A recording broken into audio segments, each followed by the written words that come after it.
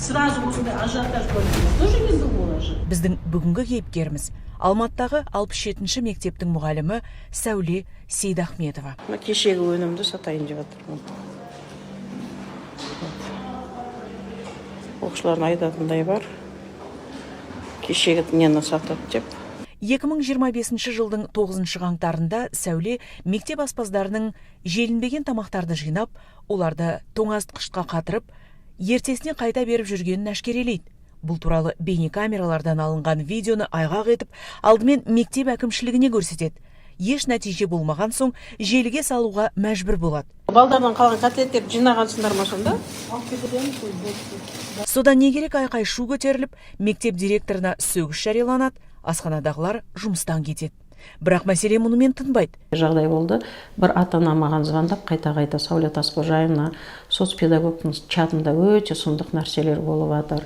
Жаңағы ата-ана бәрімізді үгіттеп жатыр. Акиматқа барайық, ана жаққа барайық, мына жаққа барайық. Мына мұғалімнің үстінен арыз жазайық, арызданайық.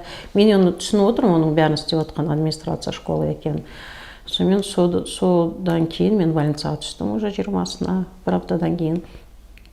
20 күндей больничныйда болдым.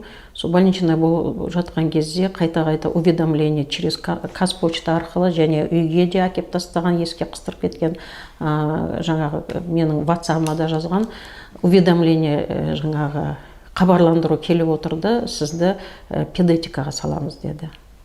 Сосын мен ол кезде өзім кардиоцентрға түстім, кейін жаңағы есепке алындым. Сондай жағдайлар болып кеткеннен кейін, одан сайын сондай стресске түсе бердім ғой енді мен бұдан кейін. Педетика жасаймыз деді, ата-аналары да сіздің үстіңізден арыз жазды, оқушылар да арыз жазды, мұғалімдер де арыз жазды деді. Көп арыз түсті, педетикаға салынады деп.